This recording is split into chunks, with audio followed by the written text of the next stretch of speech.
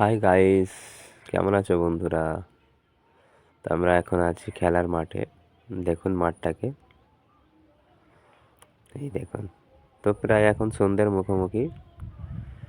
আমরা যাব চা দোকানে, যেটা আমাদের রানীহাটি। তো এখন প্রায় সন্ধ্যের মুখোমুখি, কিছুক্ষণের মধ্যেই সন্ধে হয়ে যাবে।